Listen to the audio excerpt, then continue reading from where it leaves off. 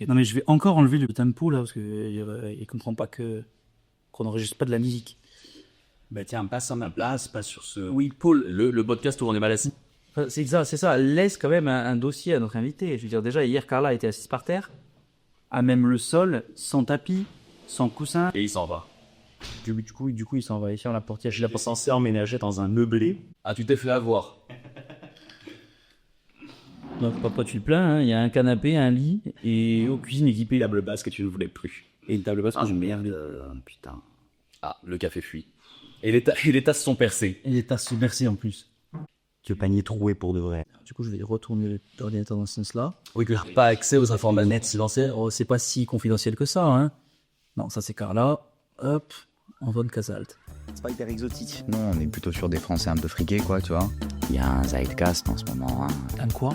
Zeitgeist, c'est un terme allemand qui signifie l'air du temps. Parce qu'on est fait pour vibrer quand on voit du théâtre, pour être ému quand on voit de la peinture et quand on écoute de la musique, quoi. Et en passant, j'étais quand même allé jusqu'au Spar. Bon, Feu de maquis, c'est pas hyper positif, mais sinon le reste c'est marrant. Hein. C'est juste que c'est des auteurs plus dépressifs. C'est mon deuxième prénom. C'est vraiment la dégénérescence de la France. C'est ça qui est adorable de ta part.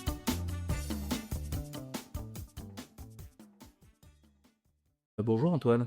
Ça va? Ça va et toi? Ouais, ça va. Hein. Bonjour, Paul.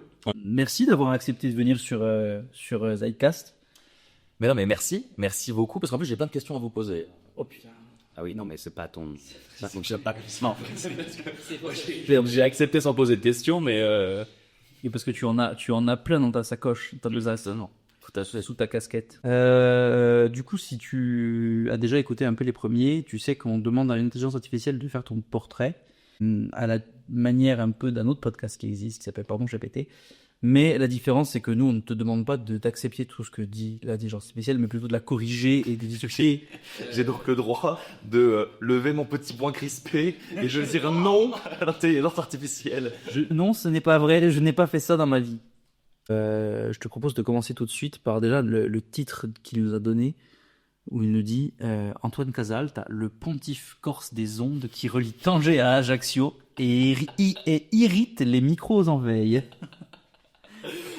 Alors, dans l'ordre, pontife. Est-ce que tu pontifies? Je pontifie, certains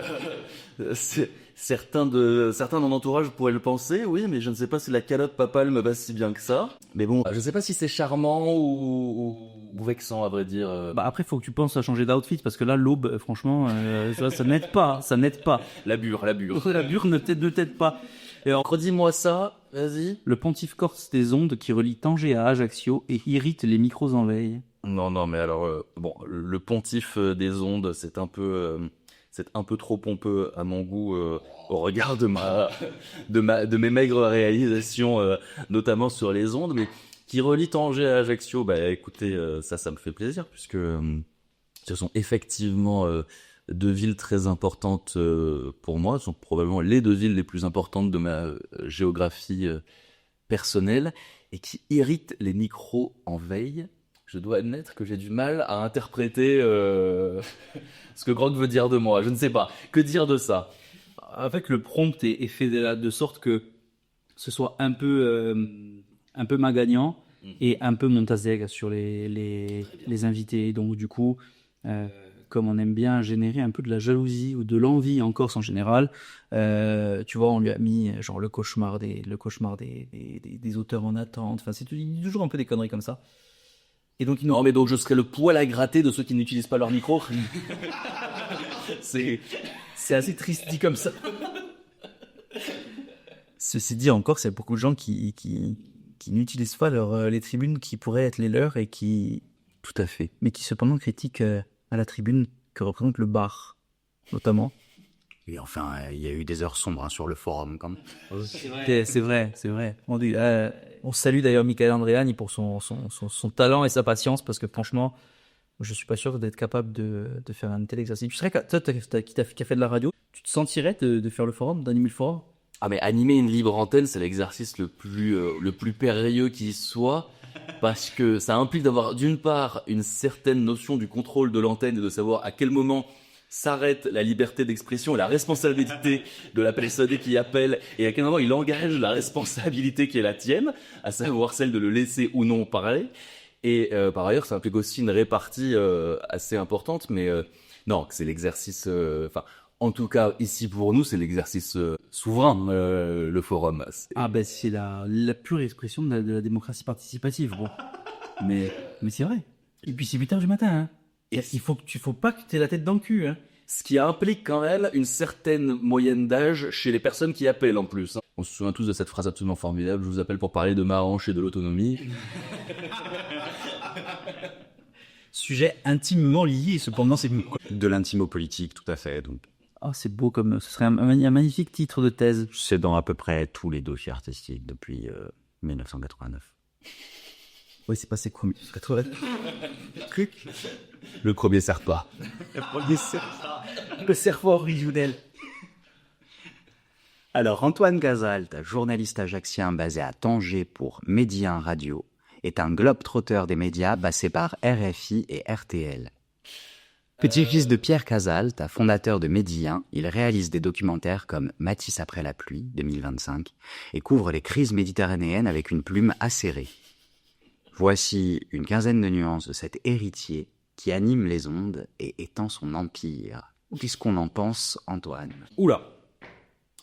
Globetrotter, c'est légèrement exagéré, hein. Globalement, je suis allé sur une des rives sud de la Méditerranée en partant du milieu et j'ai un peu côtoyé la rive nord de la Méditerranée. Tanger et Ajaccio, on est bien sur 2 continents. On est sur 2 continents, en effet.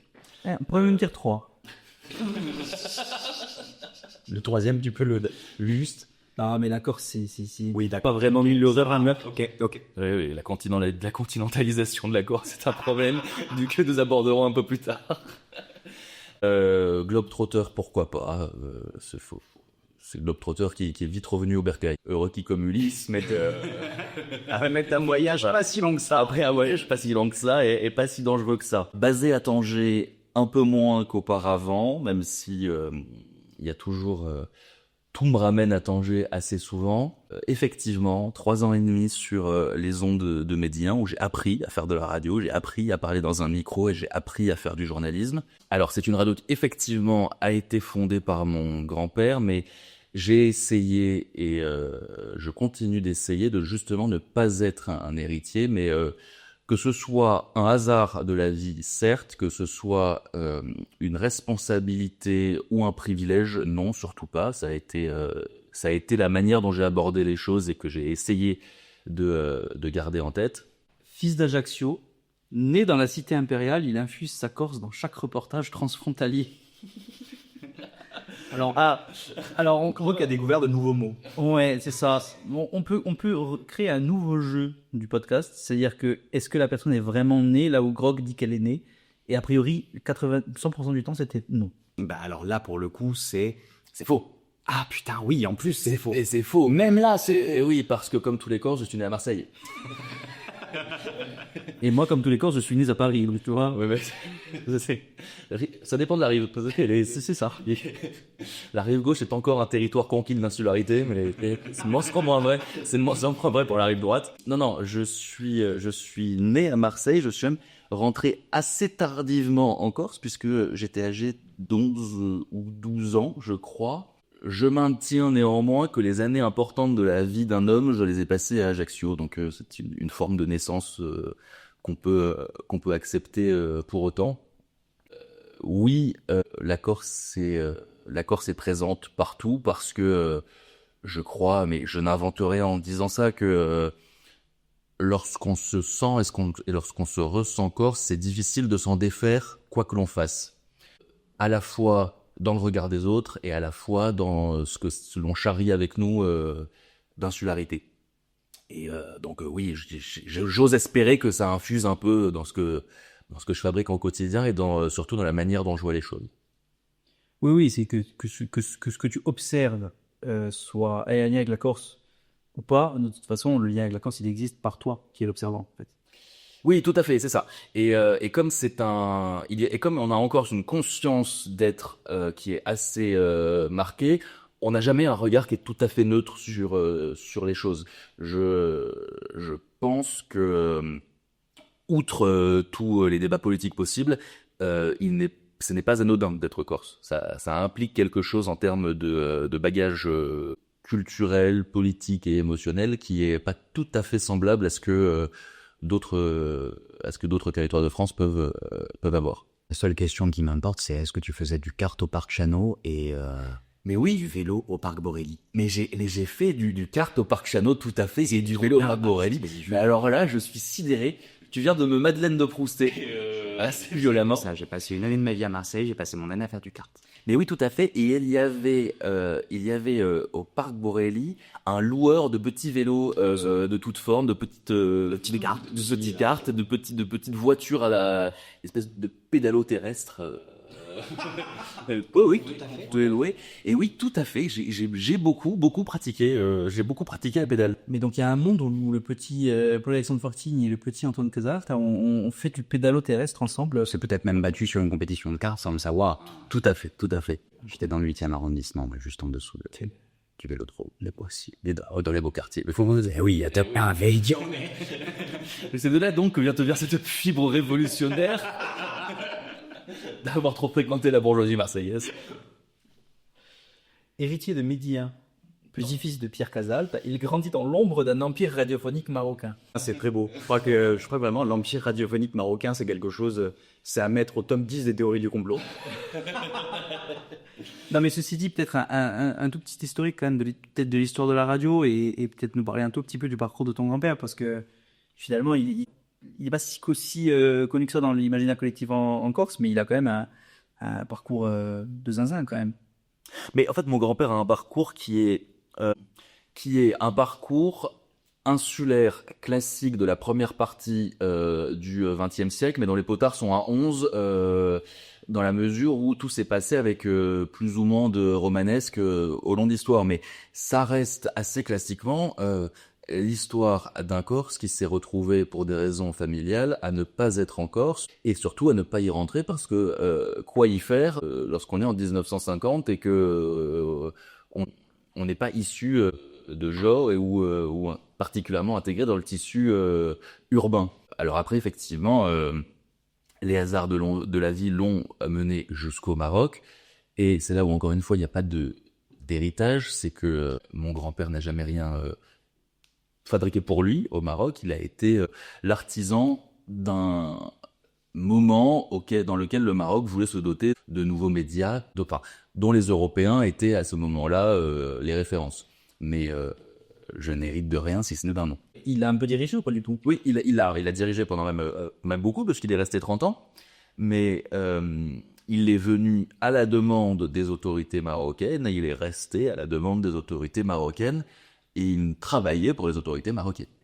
C'était sa radio dans la mesure où il l'a dirigée, mais il faut plus assimiler ça aujourd'hui à un patron de grands médias publics français qu'à un magnat de la presse. Diplômé des ondes. C'est beau. C'est beau, ça c'est très beau. Formé à l'école de journée, quelque chose d'aqueux dans diplômé des je suis un peu la dame du lac. Non mais c'est parce que tu as fait le lycée maritime de Bastia, c'est pour ça que Formé à l'école de journalisme. Oui. Enfin, à une école de journalisme en tout cas. Oui, voilà, l'école de journalisme, sur Wikipédia, il y aurait marqué entre parenthèses où. Formé à l'école de journalisme, il aiguise sa voix pour les deux rives de la Méditerranée, tout en conservant sa passion pour l'oléiculture. Alors, moi j'en apprends toujours pas. Non mais figurez-vous que moi aussi. Alors oui, diplômé de l'école de journalisme. Oui, alors diplômé d'une école de journalisme, en l'occurrence celle de Marseille. Il aiguise sa voix. C'est joli, c'est joliment dit. Hein. C'est joliment dit. Mais oui, effectivement. Enfin, effectivement, j'ai appris à faire de la radio. trancher dans l'actu. À trancher. Ah oui, la plume dans la plaie, tout ça. Ok, Booba, pas de problème. Néanmoins, l'oléiculture, je crois qu'il y a méprise. Alors, outre effectivement une passion gustative assez marquée pour l'huile d'olive, et j'ai également monté une petite structure de production audiovisuelle que j'ai baptisée, mais tout ça exclusivement pour des raisons méditerranéennes et il fallait que je trouve le symbole de la Méditerranée. Et donc cette maison de production s'appelle Huile d'Olive Production. Il y a quelque chose qui relève de l'oléicole. Tu cherches, je ne sais pas. Très malin, c'est très joli, c'est très beau. Mais je veux dire, quand tu tapes huile d'olive production sur Internet, tu sais très bien que tu vas tomber sur des mecs qui fabriquent de l'huile d'olive. Mais d'un autre côté, pour garder cachés les comptes publics de l'entreprise, c'est nickel, quoi. Parce que vraiment, tu vas éplucher tout ce que tu veux, tu ne tomberas pas sur sa fiche d'impôt. Ah non, mais là, tu vas sur le guichet unique de l'INPI, tu dis bonjour, je fais de l'oléiculture, je veux de l'huile d'olive production. Le mec, il comprend pas pourquoi tu as réalisé un documentaire. Hein. Mais j'ai reçu sur LinkedIn, à l'occasion d'un anniversaire professionnel, un message de félicitations d'un véritable oléiculteur qui m'a pris pour un confrère. Et j'ai vu ça comme vraiment un moment de consécration assez important dans ma petite carrière. Les écoles de journalisme, c'est public, c'est privé, c'est... Alors, dépend. C'est une structure assez compliquée là encore. Les écoles de journalisme sont publiques pour celles que l'on dit reconnues par la profession. Il y en a une grosse dizaine en France qui sont en fait celles qui ont des partenariats reconnus avec les grands titres de presse et avec le CCIJP, qui est un acronyme à dormir dehors, mais qui globalement est l'organisme qui délivre les cartes de presse aux journalistes. Après, il y a des écoles de journalisme privées. En fait, il y a des écoles de journalisme privées qui existent parce que rien ne t'empêche aujourd'hui de créer une école et de dire que c'est une école de journalisme. La force d'une école de journalisme, ce sont ses liens avec les titres de presse existants et les capacités à placer ses élèves dans des rédactions. Voilà. Après, ce qu'on y apprend globalement, c'est à écrire et à écrire. En fait, c'est raconter une histoire, mais toute forme de journalisme est une forme d'écriture. Que ce soit de la radio, de la télé ou simplement de la presse écrite, en effet, ça reste de l'écriture à un moment parce que il y a toujours un moment où tu te retrouves face à ta table et à te demander comment expliquer cette chose-là. Visiblement, ça n'apprend pas à écrire à tout le monde, hein, de ce que tu m'as raconté. Non, ça n'apprend pas à écrire à tout le monde, en effet. Non, mais c'est là où les écoles de journalisme sont, comme toutes les écoles du monde, de niveaux très variés. J'ai entendu des choses plus ou moins farfelues venant d'étudiants tout aussi développés que moi et tout aussi titulaires que moi d'une carte de presse. Mais il y a deux sujets qui sont en fait quel est le parcours précédent, l'obtention d'un diplôme de journaliste, parce que la formation initiale, comme on l'appelle dans le monde académique, est assez importante à mon sens. D'ailleurs, bien plus probablement que la partie suivante, qui est l'école de journalisme en elle-même, qui elle apporte un peu plus apporte une structure, mais certainement pas de fond. Donc oui, effectivement, j'ai lu des choses assez étonnantes. Après, je suis pas là pour tirer dans les pattes de mes confrères. Non, bien sûr, mais c'est vrai que... Ouais, encore confrères. Le corporatisme journalistique est quelque chose qui m'agace un peu. Hein, ouais. Alors là, Paul est en train de nous faire couler des cafés, donc c'est pour ça que vous entendez... parce que je me suis du bruit d'ambiance. C'est pas de la SMR, Paul. C'est un podcast culturel, et je fais chier. Culturel. D'ailleurs, voix de Mehdi 1. À Tanger, il cartographie les actus internationales avec la précision d'un GPS.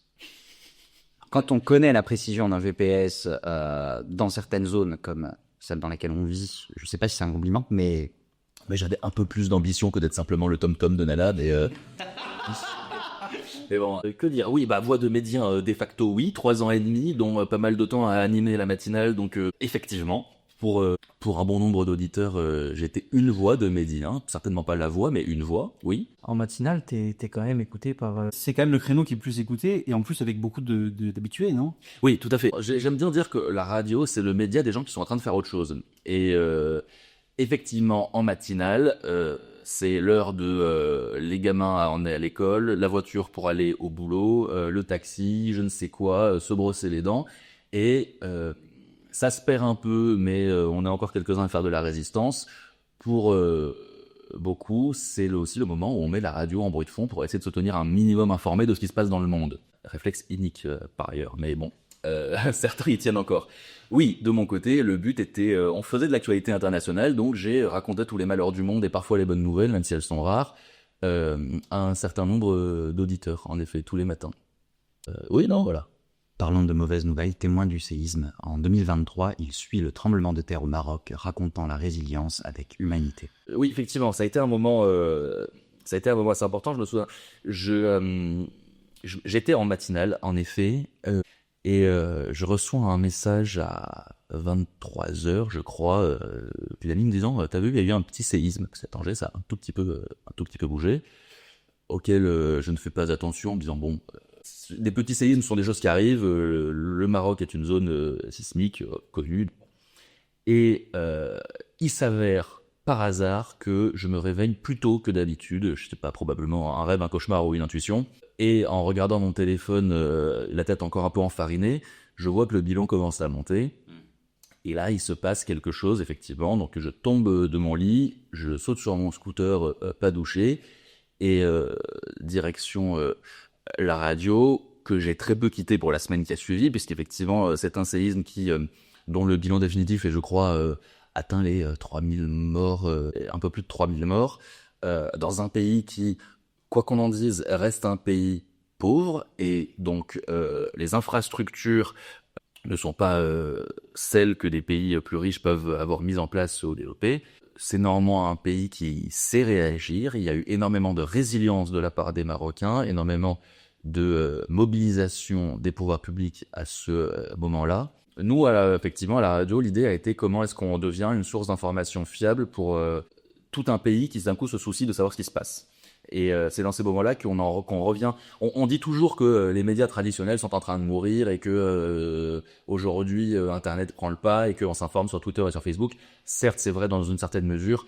Dans les grands moments graves, on se tourne quand même vers les voix qu'on sait de référence et qu'on sait fiables.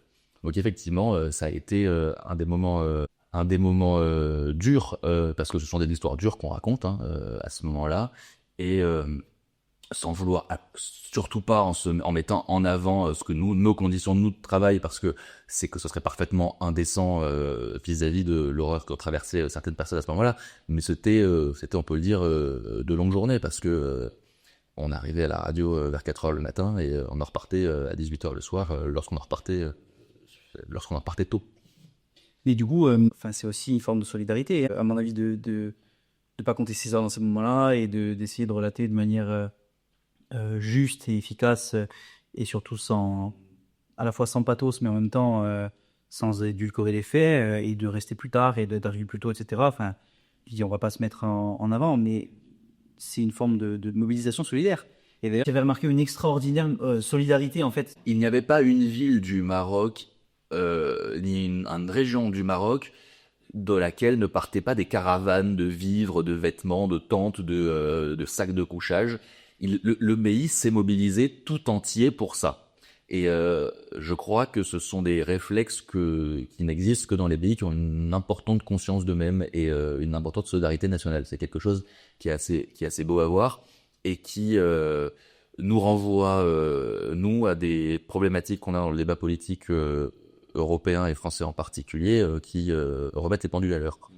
Et là, tu me disais notamment sur le don du sang aussi que toutes les banques de don du sang étaient inaccessible parce que la queue prenait des heures devant. Tout à fait, oui, effectivement. C'est l'exemple le plus parlant, c'est que les centres de dons de sang ne désemplissaient pas. Il y avait la queue toute la journée de gens qui venaient donner, qui allaient donner leur sang. C'était quelque chose, c'était assez formidable. Enfin, dans l'horreur, c'était quelque chose qui était assez formidable à voir. Ouais. Ouais, mais c'est important de relayer aussi à la fois la mauvaise nouvelle et à la fois la réalité du terrain pour les victimes et pour les familles des victimes et pour les secouristes, mais aussi de relater ce que ça peut faire sortir de beau dans l'humanité finalement. Mais tout à fait, mais de toute façon, ce qui se passe bien est une information au même titre que ce qui se passe mal. Donc la réaction positive à un drame est une information au même titre que le drame. L'absence de réaction d'ailleurs aurait été une information. L'absence de réaction aurait été une information aussi, mais en fait, l'absence de réaction est une réaction, à vrai dire. Donc, D'ailleurs, pardon, c'est une question qui est peut-être un peu bête, mais comment on traite ça, le ratio bonne nouvelle, mauvaise nouvelle, le ratio actualité morbide, actualité positive? Comment est-ce qu'on traite, quand on est journaliste, la part information positive, information négative? Pour exemple, j'ai lu un article du Monde du 16 septembre où ils annoncent que le trou dans la couche d'ozone est en train de se résorber, un peu de manière naturelle, mais aussi beaucoup par l'action mise en place depuis les années 80, ce qui est quand même une sacrément bonne nouvelle. Mais évidemment, dans le marasme politique actuel, dans ce qui se passe en Palestine, dans ce qui se passe partout dans le monde, c'est des informations qu'on ne traite pas. On a l'impression, quand on allume la télé ou quand on écoute la radio, de prendre une bâche d'informations négatives sur informations négatives sur informations négatives. Comment est-ce qu'on traite En fait, c'est une question qui a deux pendants, parce que d'abord, la question qu'il faut se poser, c'est est-ce que c'est une information en soi? Avant de se demander si c'est une bonne ou une mauvaise nouvelle. Et quelque part, si on se cantonne si on fait une espèce d'impératif kantien du journalisme, il faudrait même pas se demander si elle est bonne ou si elle est mauvaise. Il faudrait que l'information soit une information en tant que telle et ne même pas avoir d'avis sur sa qualité. Bon, ça c'est très joli sur le papier, en réalité c'est pas vrai, nous ne sommes pas de bois et donc nous avons des avis sur les nouvelles. En général, les informations les plus graves au sens les plus importantes ne sont pas des bonnes nouvelles, en effet. Mais il est vrai qu'on se pose la question, lorsqu'on construit un journal en radio ou à l'écrit ou n'importe où, lorsqu'on construit un journal, de se dire bon, il faut quand même qu'il y ait un petit peu de rayon de soleil au milieu de tout ça. Le canon du journal radiophonique est en général de terminer sur une tonalité un peu plus légère, histoire de ne pas plomber tout le monde par toutes les mauvaises nouvelles qu'on a annoncées au préalable. Donc oui, on se pose la question. Maintenant, il y a une immédiateté de l'information, et en général, les informations les plus lourdes, les plus importantes, les plus immédiates, ce sont les mauvaises nouvelles. Néanmoins, il y a des médias qui se cantonnent à l'information positive. Le paradoxe de tout ça étant quand même que les informations positives, finalement, intéressent moins les gens que les mauvaises nouvelles. Et donc, on compose aussi, parce qu'il y a un devoir vis-à-vis des gens qui nous écoutent, des gens qui nous lisent, de traiter les informations qui les intéressent. Mais ceci dit, je me demande s'il y a pas quand même aussi un biais par exemple, sur la question de la couche d'ozone. Tu vois, cette inquiétude un peu d'avoir des climato-sceptiques qui pourraient reprendre aussi cette information et en faire quelque chose du style, vous voyez, en fait, il y a jamais de problème avec le trou dans la couche d'ozone, en fait, on nous a menti, etc. Alors que le fait est que la communauté internationale s'est mobilisée pour supprimer tous les gaz à effet de serre des aérosols et de l'industrie, et que ça a participé du coup à la résorption du trou dans la couche d'ozone. Je me demande s'il n'y a pas aussi ce biais-là quand même des fois de dire mon information, est-ce qu'elle va pas être mal interprétée ou est-ce qu'elle va être mal gérée, mal traitée par les gens? Alors est-ce que c'est éthique ou pas? Est-ce que c'est déontologique ou pas de faire ça? Je sais pas, mais en tout cas... Après, c'est là où rentre en question toute la personnalité d'une antenne et toute la personnalité d'une ligne éditoriale. C'est qu'est-ce qu'on fait de telle information, comment est-ce qu'on la traite, comment est-ce qu'on la présente. Il y a une chose qui est invariable, c'est à quel point il faut être soucieux des mots qu'on emploie pour être le plus clair possible et le moins possible sujet justement à interprétation fallacieuse, que l'information telle qu'on la présente soit telle qu'elle soit réceptionnée de la manière la plus pure possible, en sachant qu'elle a déjà été teintée par la manière dont on la raconte, de toute façon. Après, effectivement, mais il n'y a qu'à voir aujourd'hui le paysage médiatique. Les journaux décident de s'arrêter de plus en plus sur certains faits divers, de moins en moins sur certaines choses, parce que c'est la direction qu'on veut donner à un média. Et globalement, un média, c'est une proposition de photo de l'état du monde aujourd'hui, au moment où il est imprimé. Un journal est une photo de l'état du monde, ou en tout cas du pays ou de la région, telle qu'on veut la présenter. Cette photo-là, on peut la prendre sous différents angles. C'est à ça qu'on reconnaît l'éditorial. C'est ce qu'on met en avant sur la photo. Après, voilà. Donc oui, la question se pose. Est-ce qu'il y a une réponse absolue à ça? Non, je crois pas. Et tant mieux, parce que c'est ça qui fait vivre aujourd'hui la diversité de la presse. C'est la diversité des points de vue aussi, puisque si les points de vue se fondent sur les informations rapportées, autant qu'il y ait le plus possible d'informations rapportées de toutes les manières différentes. Pour revenir sur le séisme au Maroc, il me semble que tu avais également servi de fixeur pour Viasté là, à ce moment-là. Déjà, est-ce que tu peux expliquer peut-être à nos auditeurs ce que c'est qu'un fixeur et comment ça s'est passé, quel a été ton travail à ce moment-là pour Viasté? Oui, j'avais servi de fixeur à Viasté, mais c'était un mois après le séisme en l'occurrence. Et Viasté a fait une émission tournée depuis le Maroc sur un mois après où en sommes-nous. Et alors, le rôle d'un fixeur, en sachant que c'est un rôle que j'ai presque usurpé. Alors là, pour le coup, ma composante insulaire a permis que je fasse le relais, mais un fixeur est en réalité un journaliste, souvent un journaliste, qui habite sur un terrain qu'on ne connaît pas. Donc, admettons que demain, je veuille partir faire un reportage en Tanzanie. La personne vers qui mon fixeur sera un ou une journaliste tanzanienne à qui je vais pouvoir appeler en disant voilà, écoute, je viens faire un reportage sur tel sujet, est-ce que tu peux m'emmener là où il faut que je sois, me présenter les personnes à qui il faut que je parle et, si besoin, faire office de traducteur et de facilitateur pour ces rencontres-là. Ça, c'est le rôle d'un fixeur. C'est extrêmement important. Ce sont souvent des gens qui sont invisibilisés dans l'exercice journalistique. Donc voilà, les fixeurs, ce sont les rouages essentiels du grand reportage, du reportage à l'étranger. Et je me souviens, Forteo s'en souviendra aussi parce qu'il était avec moi, mais de Patrick Chauvet, qui est éminent journaliste de guerre, photographe de guerre en l'occurrence, qui a raconté le trauma que ça a été pour lui au lendemain des attentats des terrasses à Paris, lorsque des journalistes de l'autre bout du monde, qui étaient habituellement ses fixeurs lorsque lui partait à l'étranger, l'ont appelé pour lui demander d'être leur fixeur à Paris. Et c'était pour lui une inversion des normes qui était assez lourde à porter parce qu'elle disait quelque chose de la situation qu'on traversait. Et justement, donc, toi, de travailler avec Viasté, là, comme ça, nous, Grok nous dit passeur de continent, donc RFI, RTL, Médien, Viasté. Il tisse des ponts entre la Corse et le Maroc et fait de l'exil un sport olympique. Ah, c'est joli. C'est joli. Mais il y a un autre moment où tu fais le pont entre la Corse et le Maroc, puisque tu as coécrit, co-réalisé un documentaire sur Matisse qui sort incessamment sous peu. Incessamment sous peu, là, courant novembre. Il sera diffusé sur Viasté, la courant novembre. Qui s'appelle Matisse après la pluie. Tout à fait. C'est ça. Et qui donc reprend un peu le parcours de Matisse, qui découvre finalement la lumière méditerranéenne, les couleurs de la Méditerranée, c'est ça ?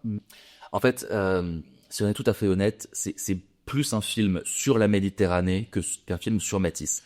L'histoire que nous avons voulu raconter avec Fatim Layachi, ma co-autrice et co-réalisatrice, c'est que la thèse qu'on défend en tout cas, c'est que le fauvisme est né à Ajaccio et qu'il est mort à Tanger. Non mais alors, ça n'est pas totalement, c'est pas si tiré par les cheveux que ça. Matisse est un peintre du nord de la France, de tradition flamande durant toute son étude de la peinture, qui, au hasard d'un voyage de noces avec son épouse, se retrouve à Ajaccio parce qu'il cherche une station balnéaire dans le sud et que Nice est trop cher.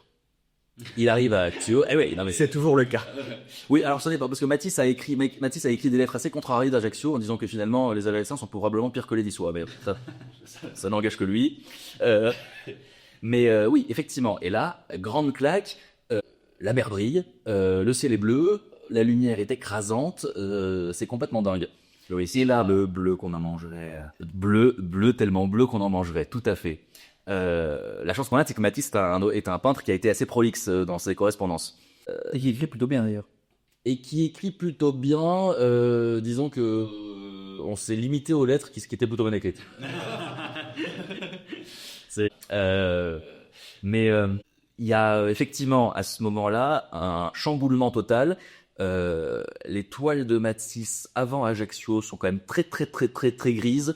On a des scènes de vie qui sont quasiment qu'on pourrait qualifier de pré-industriel dans le nord de la France. Tout est gris, c'est en nuances de gris et de marron.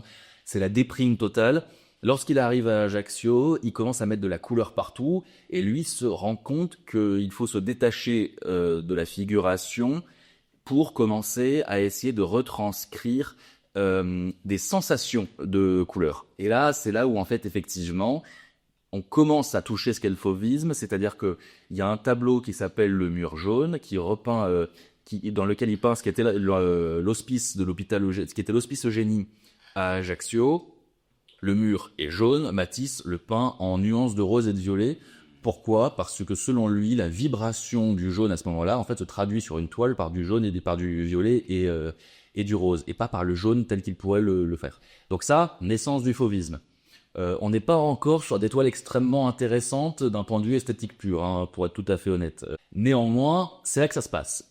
ça évolue. Né le fauvisme à proprement parler. Le fauvisme est une expression qu'il n'a jamais employée lui pour parler de lui. On va dire ça, il l'a accepté sur le tard, mais ça l'a toujours un peu gonflé. Oui, c'est une expression qui vient des critiques d'ailleurs. C'est dans ce jeu dont il Il savait pas vraiment comment décrire ce skill-là. Et ça vient parce que au cours d'une exposition à Paris, Matisse et certains de ses amis se mettent à faire ce qu'on appelle aujourd'hui du fauvisme. Ils sont affichés dans une salle dans laquelle il y a une statue de Donatello au milieu, et un critique inspiré écrit « c'est Donatello au milieu des fauves », pour dire qu'en fait il ne comprend pas grand-chose à ce qui est en train de se passer, et des lettres de Matisse, que Matisse reçoit lorsqu'il envoie ses toiles à ses amis à Paris. Ils disent « mais t'es devenu complètement barjot, mon pauvre, on dirait un épileptique qui s'est mis à peindre en pleine frise, quoi. On en est là ». Bref, ça évolue jusqu'à ce qu'on connaît aujourd'hui le fauvisme, et ce qui est reconnu par tous. Et arrivé à Tanger, Picasso l'a dépassé, il est plus tant à la pointe que ça, le fauvisme commence à emmerder tout le monde qui dit « ouais bon c'est bon, on a compris ton truc ». Et donc là, se passe un nouveau bouleversement, c'est-à-dire la fin du fauvisme. Et la fin du fauvisme se traduit concrètement par l'emploi du noir de plus en plus par Matisse, parce qu'il considère qu'en fait le noir est, contrairement à ce que la tradition occidentale a bien voulu laisser penser ou a bien voulu accepter pendant très longtemps, le noir est une couleur également, est une lumière également, et donc il veut l'employer. On pourrait presque, si on était un peu ambitieux, tirer un trait entre ce que Matisse fait du noir et ce que Soulages en fera par la suite. Ah oui, c'est intéressant. Ah bah les grands aplats de noir sur des toiles sur lesquelles il se passe quelque chose, il n'y en a pas des masses en fait dans l'histoire de la peinture occidentale à ce moment-là. Il y a des noirs qui sont éventuellement dans la peinture classique des toiles de fond pour essayer de faire sortir les sujets, mais le noir n'est jamais de sujet. Chez Matisse, il y a des toiles dans lesquelles, notamment un tableau qui s'appelle Les Marocains, qui est un tableau gigantesque, dans lequel le noir est une lumière. C'est vraiment on a accepté l'emploi du noir. Et d'ailleurs, ce que dit Matisse, et ce que nous dit une des intervenantes du film, c'est que Matisse met du noir par défaut, met des couleurs au fur et à mesure pour voir si elles supportent le contrepoids du noir, et arrive un moment où finalement il s'aperçoit qu'il y a des choses qu'il faut laisser en noir.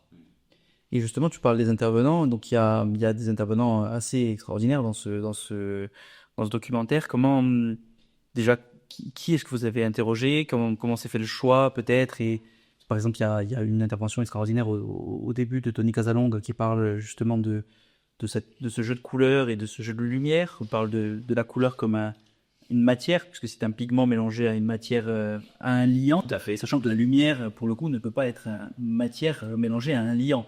C'est ça, donc en fait tout l'enjeu c'est la matérialisation de la lumière. Alors, faut bien comprendre que on n'a pas du tout voulu faire un film d'historien de l'art, nous ne sommes pas d'historiens de l'art, on a voulu raconter une histoire. Cette histoire, elle se traduit dans la manière dont on a choisi nos interlocuteurs. C'est que il y a évidemment Matisse comme ligne de conduite permanente, mais il y a aussi le fait que Matisse a choisi la Méditerranée et est devenu un peintre qualifié de méditerranéen aujourd'hui. Et ça a des implications sur les Méditerranéens contemporains, puisque je crois qu'il n'est pas anodin de créer dans un environnement dans lequel quelqu'un qui est considéré comme un grand maître a créé auparavant. C'est-à-dire qu'en fait, on a le même matériau de base que quelqu'un qui s'avère être Matisse. Les imaginaires aussi. Et donc Matisse entre dans cet imaginaire. On a voulu interroger ça. Alors donc, le film se construit là-dessus, avec d'une part une partie académique, entre guillemets, qui est porté par des gens qui savent de quoi ils parlent, qui pour le coup connaissent la technique de Matisse, connaissent l'histoire de Matisse et connaissent la vie de Matisse, et effectivement des artistes contemporains, corses, marocains, qui nous racontent ce que c'est pour eux que d'évoluer dans les tableaux de Matisse, que c'est que de partager cet imaginaire, que de partager ce matériau de base. Et on a voulu mettre en dialogue ces choses. Aujourd'hui, qu'est-ce que c'est pour Tony Casalonga, effectivement, qui est l'artiste corse qui nous répond? Qu'est-ce que c'est pour Mahi Binbin, l'artiste marocain qui nous répond, que Matisse? Qu'est-ce que ça représente pour eux? Et effectivement, on a des réponses assez étonnantes. Il y a un moment que j'adore de Tony Casalonga où il nous dit alors ouais, on pourrait même penser que c'est l'idiot du village Matisse, tant il peint simplement en disant je mets un peu de couleur là, un peu de couleur là. Il dit bon, on pourrait penser que ça a déjà été fait, même mieux fait, et dire eh ben en fait non, ça n'avait pas été fait et certainement pas mieux. Et donc oui, il y a une espèce de libération. Tony Casalonga nous dit moi je peins en partie grâce ou à cause de Matisse parce que en voyant ce qu'il a fait, je me suis dit attends, ça moi aussi je peux le faire. C'est beau comme réflexion. parce qu'on a beaucoup sur l'art contemporain ou l'art moderne, des gens qui disent ça, moi même mon fils il peut le faire, c'est mal dessiné et tout.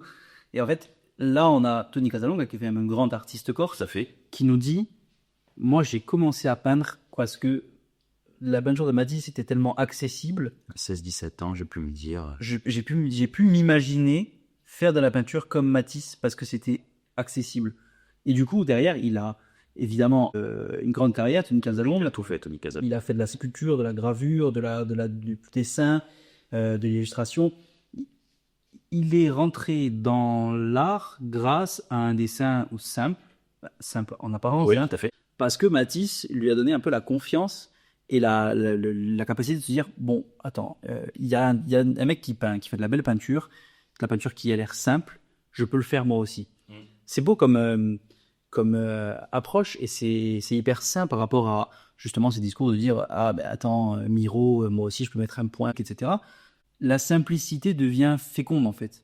La simplicité devient féconde. D'ailleurs, Tony Casalonga a découvert Matisse à travers La Chapelle de Vence, qui est nous l'aboutissement du film. C'est là qu'on termine notre récit. Donc La Chapelle de Vence, c'est Matisse en fin de vie. Hein. Il n'assistera même pas à l'inauguration de la chapelle tant il était malade. Devient l'architecte et le décorateur d'une chapelle pour les sœurs franciscaines de Vence, par l'entremise d'une ancienne modèle devenue bonne sœur. Et la chapelle de Vence est en fait l'enfermement dans un espace concret de tout ce que Matisse a appris de la Méditerranée, et ça se traduit par une simplicité étonnante. C'est une chapelle qui est extrêmement étonnante. Il faut absolument y entrer une fois dans sa vie.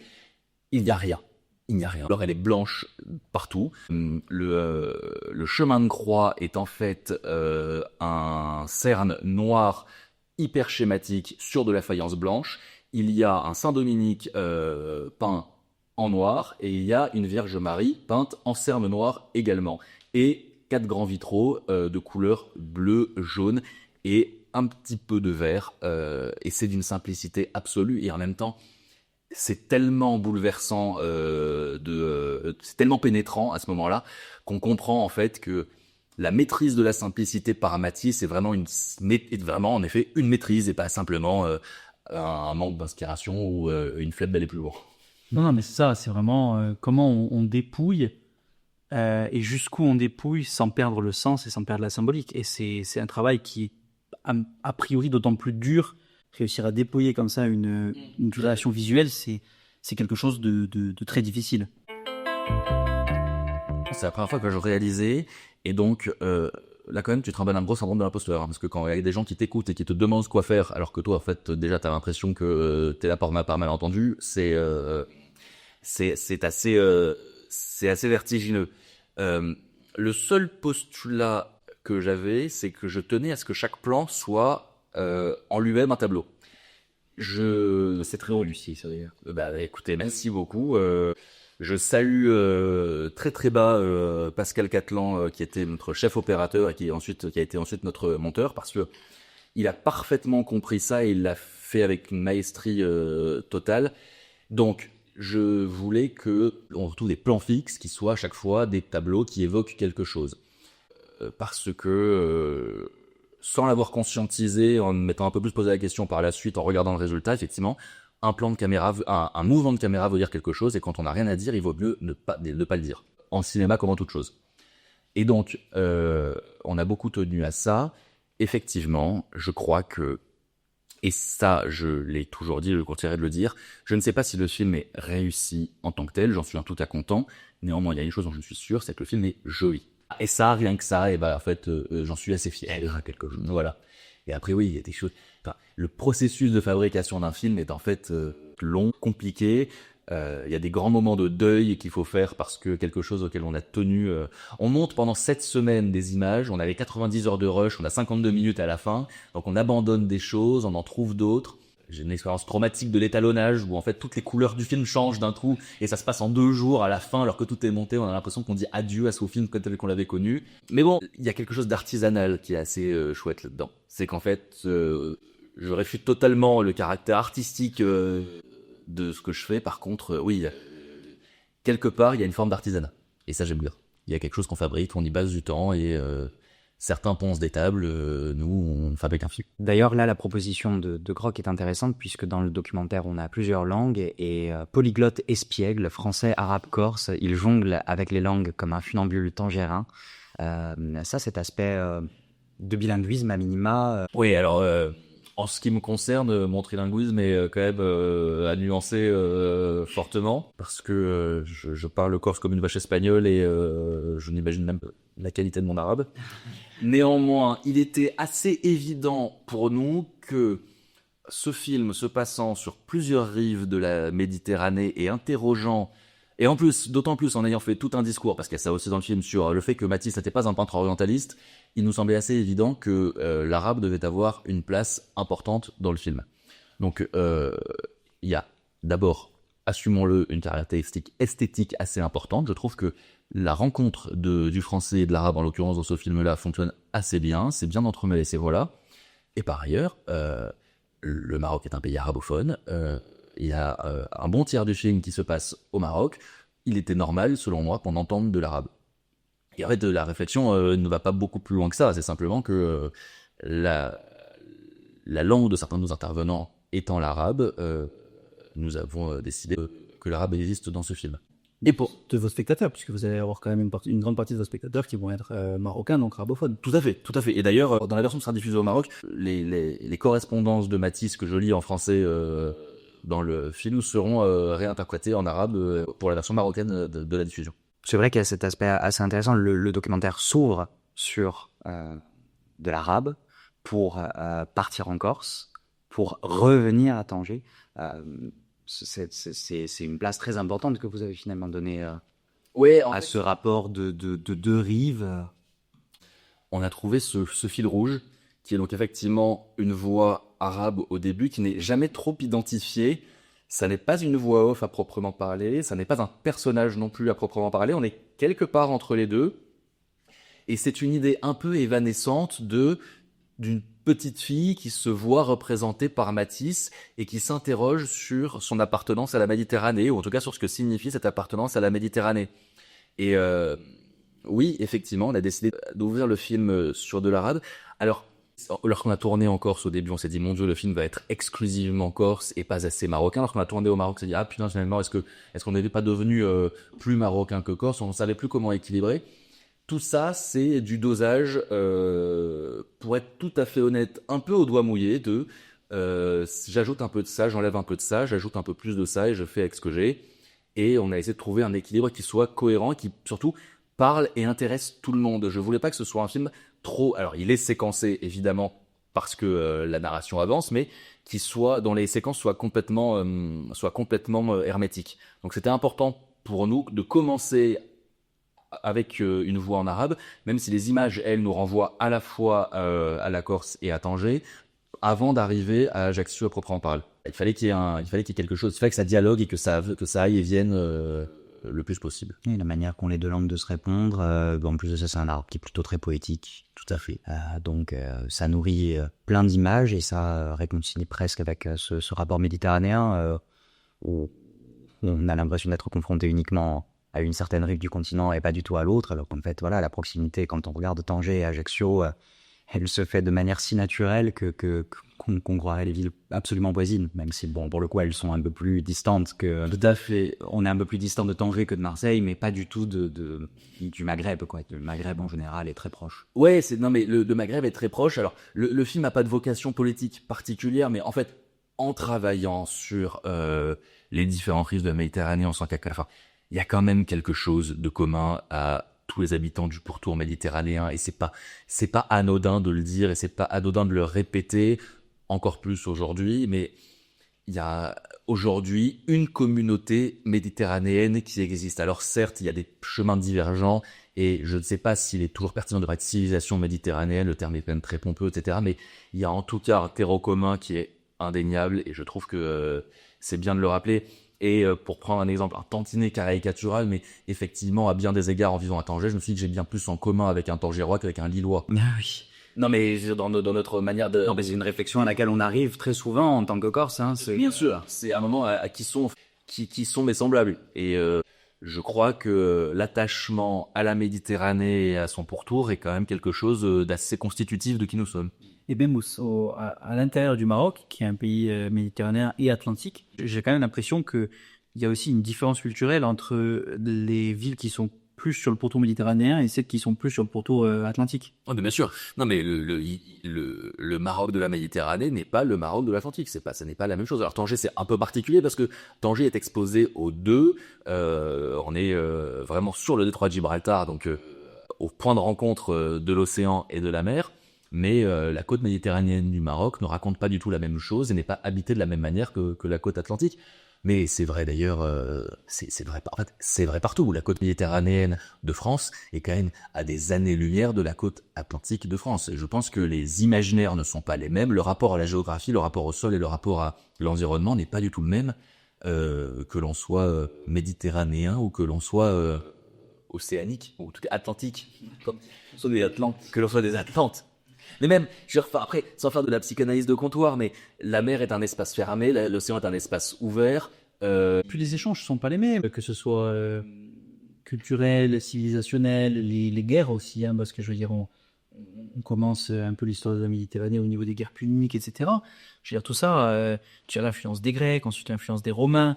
Je veux dire, c'est pas la même chose. Je veux dire, les Basques et les Niçois ou les Monégasques n'ont pas connu la même histoire du monde et des 1000 dernières années.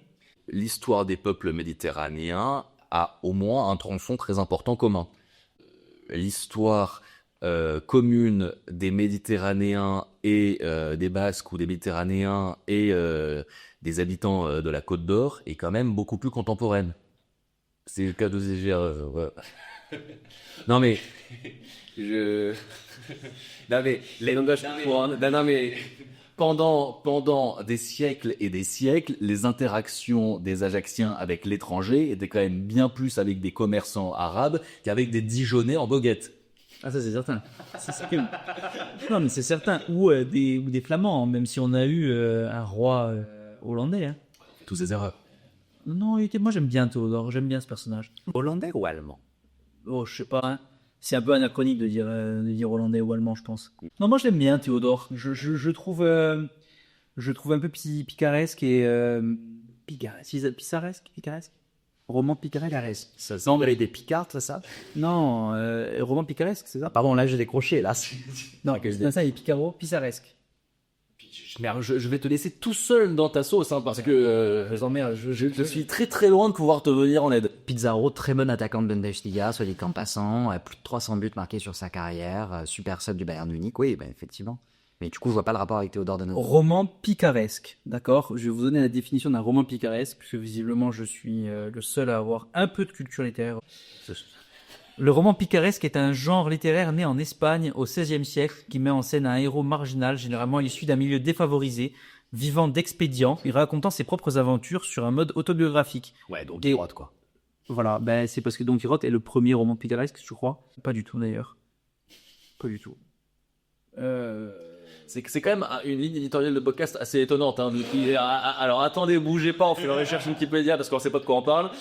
Bah ça va, on raccourcit tout ça aussi, je maîtrisais pas, excusez-moi, pas avant. Et puisqu'on a parlé de documentaire, je vous propose de passer à un jeu. Oui, le jeu. Allez, les docu ou focus. Et donc, je vous on va mettre un jingle, j'espère, un truc comme ça, simplement pas. Donc, docu ou focus. Tout est dans le titre, hein. Je vais vous donner des titres de documentaires et vous allez devoir me dire si ce sont des vrais documentaires ou de faux documentaires. Merci. Ah bah, je suis tout oui. Alors, premier titre, Les Hommes du Port. Alors attends, termine-nous le terme port. T, avec un T. Très bien. C'est un vrai documentaire. Oui, ça peut être probablement un vrai documentaire. Oui, c'est probablement un vrai documentaire. C'est un vrai documentaire de Raymond Depardon. Ah, oh, dis-le, oui, d'accord. Oula. Ah, par contre, vous inquiétez pas, je ne sais absolument pas ce que c'est et de quoi ça parle. Hein. Puisque n'oubliez pas que on n'a pas bossé. Qui est Raymond Depardon? Je vous le demande. Je laisse les auditeurs aller sur Wikipédia ou sur ChatGPT et sur Grok. Je vais demander. Non, mais on croit que c'est pas la tienne. Non, mais Raymond Depardon, ça va être gay. Mais je sais pas, parce que je ne l'ai pas vu et je ne sais pas de quoi ça parle. Donc j'ai un peu plus bossé sur d'autres. Nouveau titre potentiel, La mer qui fume. MER. Il y a beaucoup d'homonymes dans mon jeu. J'aurais dû mieux le bosser. La mère qui fume. Parce que si c'est MERE, c'est un peu un épisode de striptease. Hein. Ça peut être un épisode de striptease, mais ça serait un formidable épisode de striptease. Mais non, j'espère que c'est vrai, mais bon, j'imagine que... En même temps, je ne vois pas quelle peut être la mère qui fume. Non, faux doc. Faux cul. Faux cul. Oui, c'est un faux documentaire. Mais cela dit, tu pourrais faire un striptease en Corse. Hein.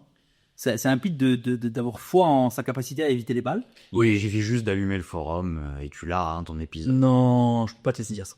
Je peux pas te laisser dire ça. Du coup, je serai censuré. Voilà.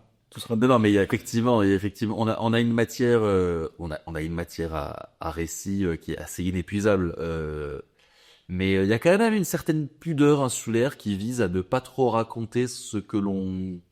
Les espaces des choses qu'on considère avoir le droit de raconter en tant qu'insulaires à notre propos sont finalement assez déterminés. Alors il y a de grandes avancées, notamment dernièrement par exemple, autour de la question de la mafia, où on s'autorise enfin à en parler, à l'accepter, mais effectivement, un épisode de striptease serait vu aujourd'hui comme, en tout cas de ce que j'en ressens, comme une forme d'impudeur totale qui est, encore une fois, complètement à l'encontre de cette satanée âme méditerranéenne qui nous oblige à ne pas trop nous montrer. On en parlait hier avec Carla, d'ailleurs, Gallardi, où justement elle disait, est-ce que je me suis demandé à un moment donné en écrivant ma pièce si j'étais légitime à prendre la parole et si j'avais le droit en fait de prendre la parole sur certains sujets.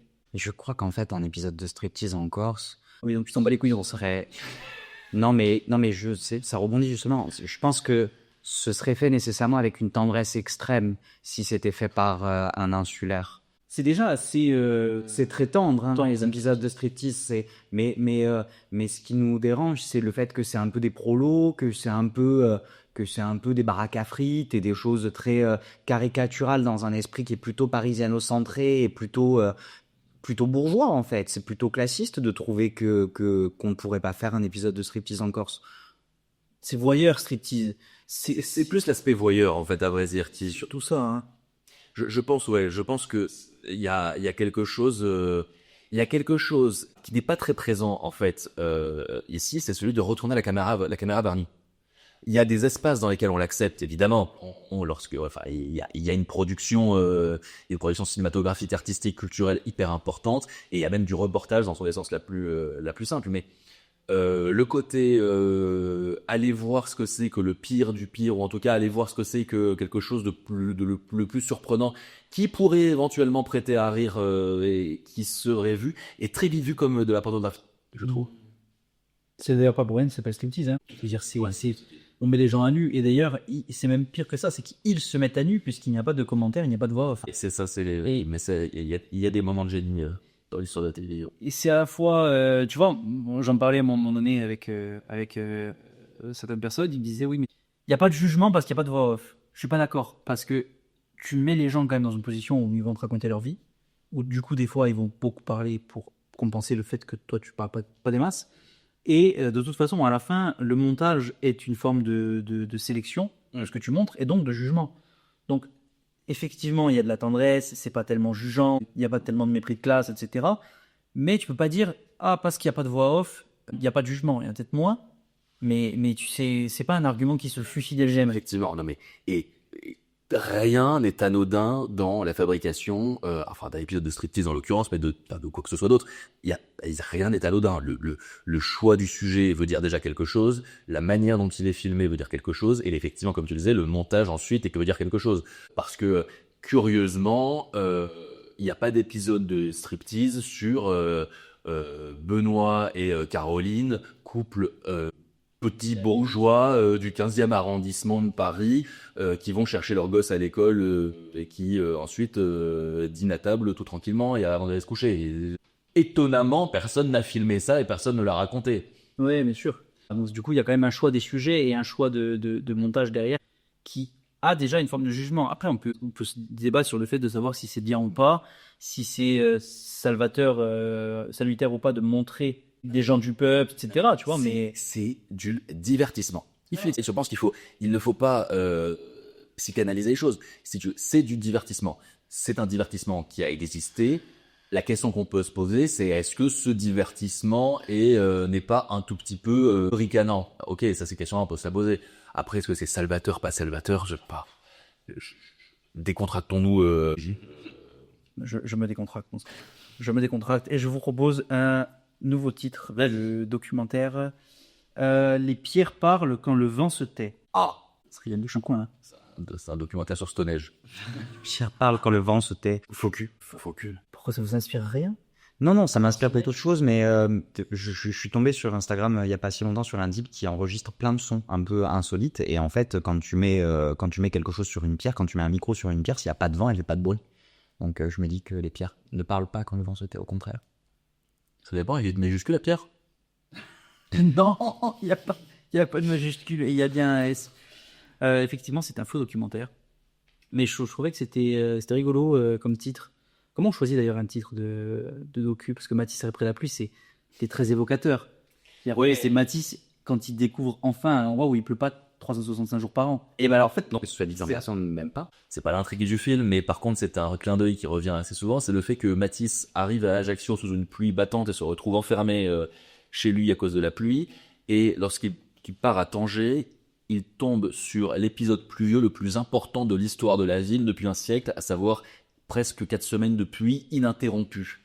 Et donc, en fait, Matisse après la pluie, parce que tout le film, quand même, garde un peu ce fil rouge c'est une découverte de la lumière à chaque fois après un épisode de pluie. Si tu avais bu ton café avant de regarder le documentaire ce matin, tu le saurais. Si jamais vu le documentaire, Comme encore une fois, la ligne de conduite étant on bosse pas, je m'attendais pas si pour regarder le film. mais j'ai essayé de le regarder. D'ailleurs, j'en ai regardé la bonne. J'ai essayé de regarder. Et c'était tellement pénible. Tu sais, c'est à 52 minutes, donc il s'est arrêté à 26. Il s'est dit, c'est bon, j'ai tout eu. Pardon, tu m'as envoyé le lien vers le documentaire hier soir. Non, hier à 13h.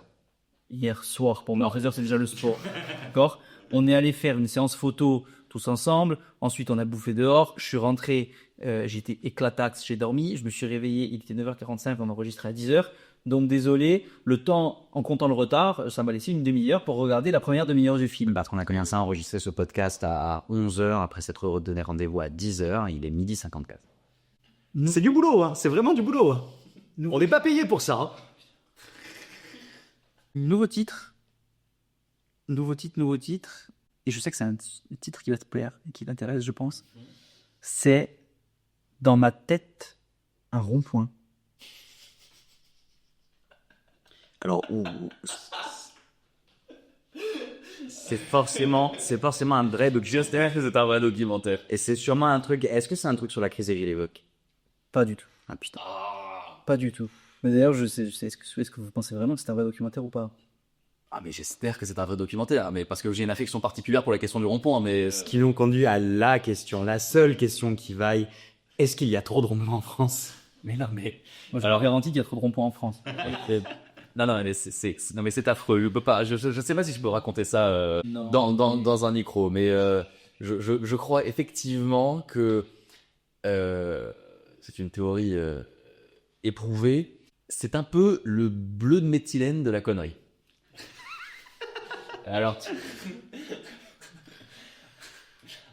avoir un avis sur le nombre de ronds-points en France est quelque chose qui me dépasse parfaitement. Si on n'est pas ingénieur civil et constructeur de ronds-points sur la Mais quand bien même, ça sert à quoi d'avoir un avis sur la question? Si ton job est de construire des ronds-points à un endroit T, à un instant T, qu'as-tu besoin de savoir si à 600 km de là, il y a un ou deux ronds-points? Vrai documentaire. Vrai documentaire? Eh bien, c'est un vrai documentaire. Est-ce que vous voulez essayer de deviner de quoi il parle? Bien sûr, on a fait des propositions qui n'ont pas été validées. Pas les gilets jaunes, non. Je sais pas sur la cyclothymie. La différence entre un carrefour à sens giratoire et un rond-point. Alors, non, ça n'a rien à voir avec le code de la route et l'urbanisme. Sachez-le. Non, mais sur la cyclothymie peut-être? Non, pas sur la cyclothymie, mais un peu. Pas sur la cyclothymie. Ah, la maladie mentale. Non plus.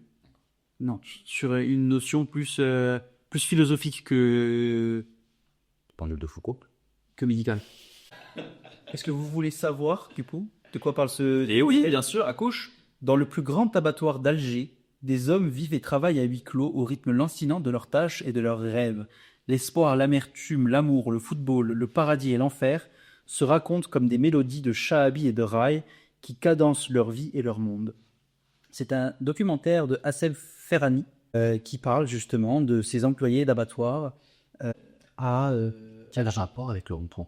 Mais je pense que c'est justement tourner en rond, la répétitivité, la répétition du quotidien qui est rythmée par les machines, par l'abattage rituel et par cette vie monotone et un feu saignant. Si je puis me permettre, on pourrait raisonner du rond-point comme si c'était rentrer par un point et en sortir par un autre.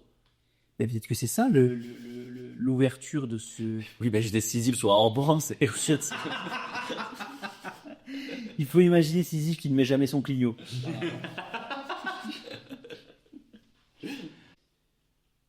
Avant-dernier, et après on passera à la suite, Tingir Jérusalem, les échos du Mela. Tingir, Jérusalem. Alors, les échos du Mela, ça te dit quelque chose, par contre. Tingir, Jérusalem, je ne sais pas. Non. Il y a au moins 2 mots que j'arrive pas à identifier dans cette phrase. Ah ben, je continue de les identifier par plus, hein. Bon, je sais pas ce que c'est Tingir, je sais pas ce que c'est Mela. Non, mais en fait, non, mais les échos du Mela, ça me parle, quand même. Oui, je dirais que c'est vrai, je dirais vrai docu. C'est trop complexe pour être un focus. Documentaire de Kamel Ashtar, 2012, sur les liens entre les juifs et les musulmans. Ah, mais oui, Tingir, dans l'Atlas marocain. Exactement. Entre mémoire et exil des juifs et des musulmans du Tingir marocain dans l'Atlas. Et enfin, le dernier. Donc, alors, pardon, jusqu'ici, dans les vrais culs, tu as choisi un documentaire de 2 pardons et 2 documentaires arabes. Je trouve ça bravo. On dirait presque que tu as travaillé. Mec, vers cette... Bien sûr. se passe là. Mais j'ai bossé. C'est-à-dire que j'ai pris mes petits doigts boudinés et j'ai tapé un prompt dans ChatGPT. Donc c'était vrai. Non, c'est pas vrai d'ailleurs. Dans ma tête, un rond-point, c'est moi qui l'ai trouvé tout seul. Félicitations. Dernier documentaire. Les hommes préfèrent les cailloux. Ça doit être un docu. Je pensais avoir une réaction beaucoup plus, lui. Non, mais je suis sidéré. Oui, j'espère que c'est vrai. J'espère que c'est vrai. C'est grain de docu et sinon, on va le faire. Et faisons-le. Les hommes préfèrent les cailloux. J'ai le bonheur de vous dire que vous pouvez vous commencer à écrire ce documentaire car il n'existe pas. Vous pouvez commencer à bosser. Vous l'aurez vu dans le Zeitcast, nous avons eu l'idée en premier. Voilà, et nous Ce titre nous appartient. Les hommes préfèrent les cailloux.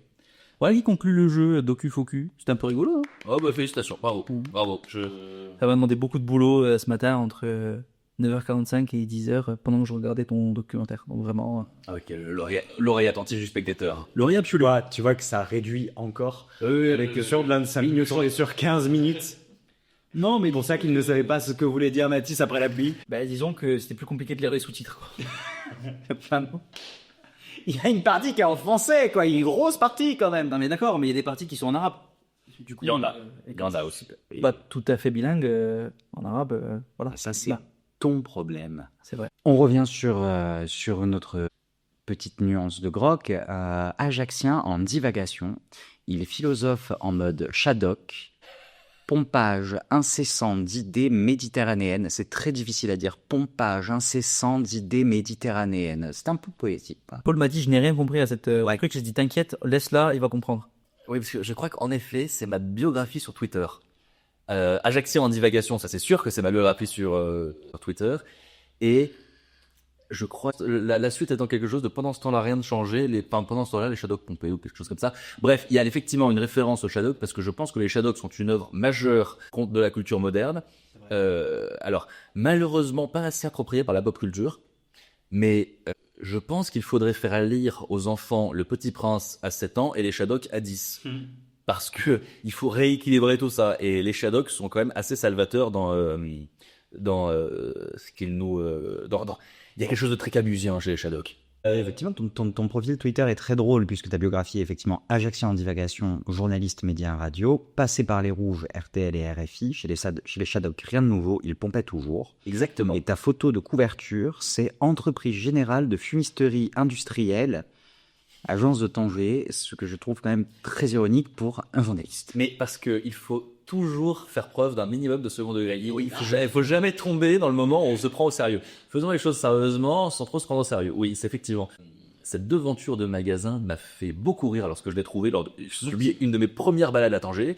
Et je ne sais évidemment pas quelle est la raison d'être de ce magasin, puisque tu te doutes bien que je n'ai pas poussé le vice jusqu'à leur demander ce qu'il faisait. Mais cette entreprise entreprise de fumisterie, Entreprise Générale de Fumisterie industrielle. Et c'est un peu une piqûre de rappel que à la fin, on ne sauve pas de vie. Et puisqu'on ne sauve pas de vie, on est dispensable. Voilà. C'est beau. Est-ce que vous savez ce que c'est que la fumisterie? Alors du coup, moi je suis pas réellement Wikipédia cherché. Est-ce que tu veux le dire ou est-ce que tu veux que je le dise? Ben, j'en ai une vague idée, mais je crois que la fumisterie, c'est simplement l'évacuation des fumées d'un espace clos. C'est le secteur d'activité professionnelle qui a installé et répare les conduits de cheminée et effectue les travaux concourant à l'évacuation des fumées de la combustion. Donc industriel, ça doit certainement être lié au fait qu'il travaille principalement avec des entreprises. Donc voilà, une entreprise de fumisterie, ça permet d'évacuer la fumée. Ce qui n'est pas du tout inutile. Oui, C'est un contresens qui est probablement beaucoup plus indispensable que les journalistes. Et c'est sans doute pour ça que les shadows pompent. mais c'est assez à contresens au final de ce qu'on dit. C'est une vaste fumisterie. Non, en général, quand on parle d'une vaste fumisterie, on a presque l'impression qu'on en fume tout le monde, alors que non, on les évacue. On évacue la fumée. Oui, c'est ça, mais je pense que c'est un glissement sémantique. On parle de fumisterie parce qu'on pense à un écran de fumée, mais en vérité, c'est pas ça. Du coup, peut-être un docu sur les shadows. En voilà une idée qu'elle est bonne. En voilà une idée qu'elle est bonne. Et j'adorerais faire un truc un jour sur les Shadocks, en effet. C'est vraiment une lecture qui... J'ai lu les Shadocks, avant de voir les Shadocks, et c'est quelque chose qui m'a particulièrement saisi par l'intelligence du propos et par la candeur de l'écriture et la simplicité avec laquelle certaines choses sont mises en exergue et qui sont complètement... Il y a des choses qui aujourd'hui... On a l'impression de vivre dans le monde des shadows, en fait, à plein d'égards. Pendant ce temps-là, rien ne changeait, les shadows pompaient, effectivement. Enfin, les shadows ils pompent toujours, effectivement. C'est assez magistral.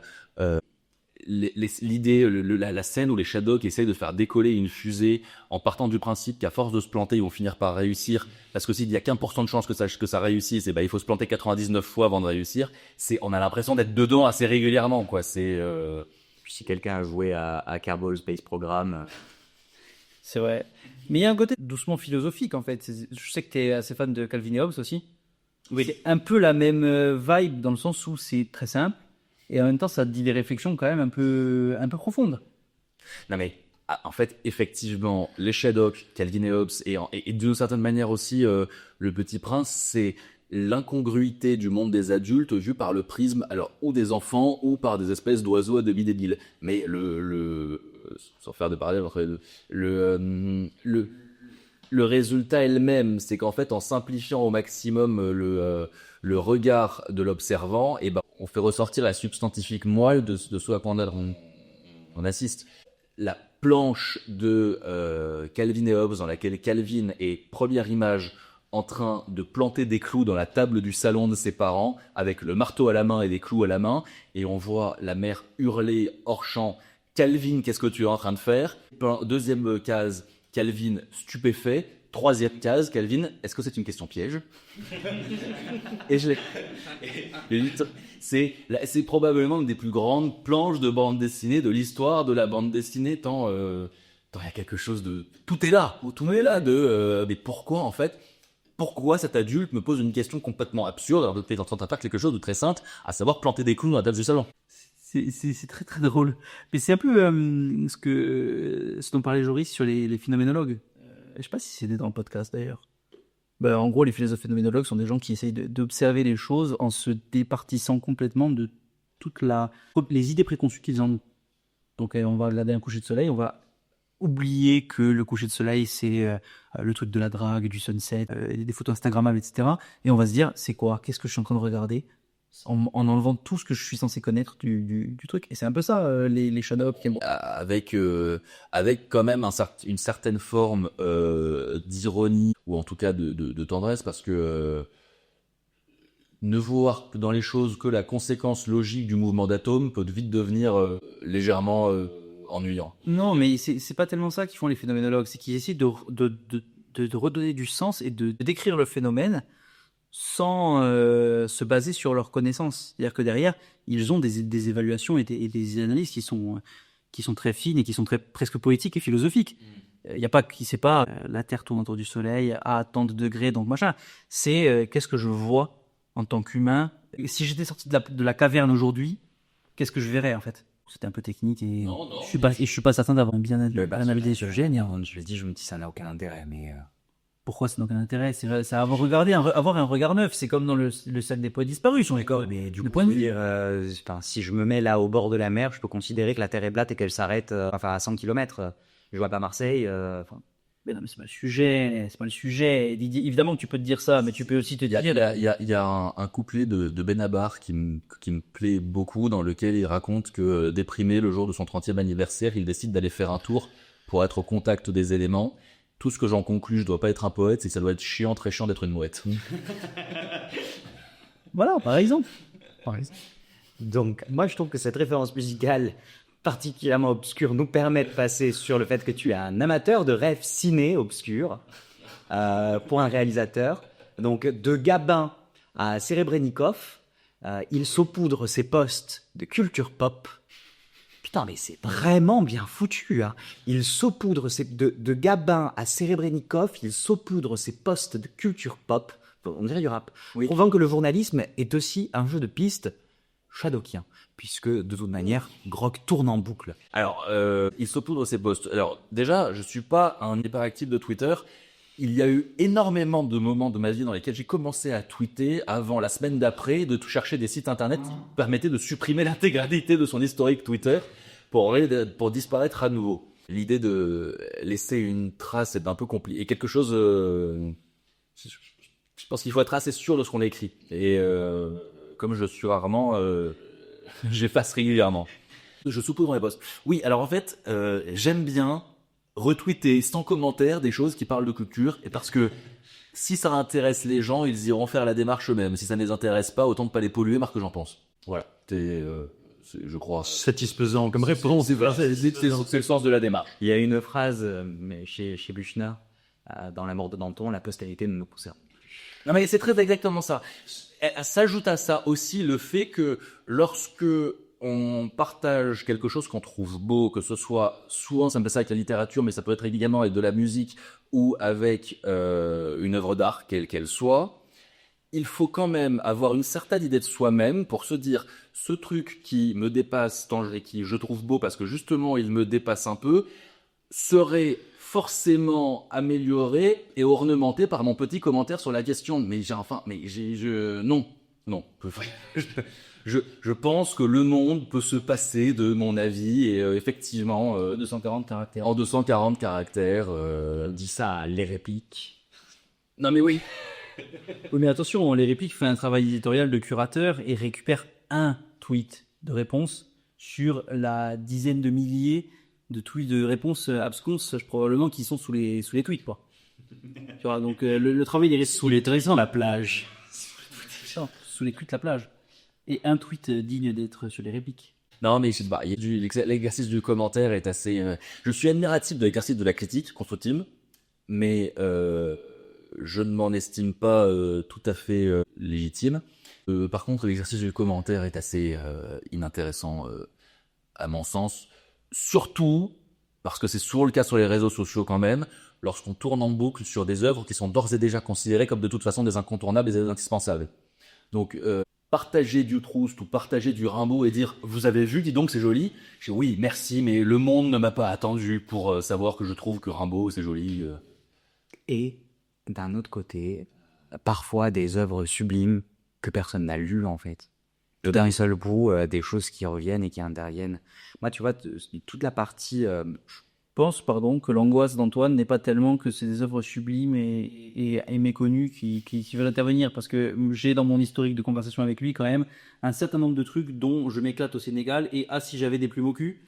Mais alors attendez, parce que si j'avais des plumes au cul, probablement un monument méconnu de la chanson française. Probablement, c'est probablement. Je crois que là, la censure de l'époque avait dû faire son œuvre probablement et interdire d'antenne cette pauvre chanson. Mais c'est donc c'est resitué pour nos auditeurs. C'est l'épopée d'un pélican qui, survolant un barbecue, a vu les plumes de son fessier incinérées et il se lamente en disant depuis elle ne pousse plus pareil. Mais si vous voulez, c'est quand même quelque chose qui relève, à mon avis, de la fable d'une part. Et ne rions pas des nouveaux fabulateurs, parce que nous devons tout à La Fontaine et nous renons tout à La Fontaine. Et je vois une moue sceptique du côté fortigne de la table. Mais Assez jamais des plumes au cul fait partie des monuments. Quant à Je m'éclate au Sénégal, c'est une chanson qui, à mon avis, est aujourd'hui un peu plus problématique à certains égards, mais Martin Circus, il y a surtout en fait, tout est génial dans la dérision de Martin Circus. Ce plan-là, à commencer par le clip qui commence notamment par un plan du bassiste qui perd sa basse parce que sa sangle se détache. Et imperturbable, le réalisateur maintient le plan fixe et il le garde en montage. Ouais, on participe peut-être tous de La Fontaine, on procède peut-être tous de La Fontaine, mais on n'a peut-être pas tous la même qualité d'eau.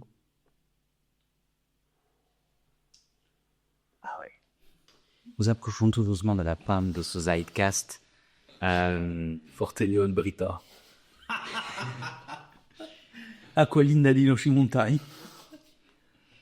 Moi, le petit jeu sur lequel j'ai travaillé aujourd'hui, c'est un questionnaire de Proust.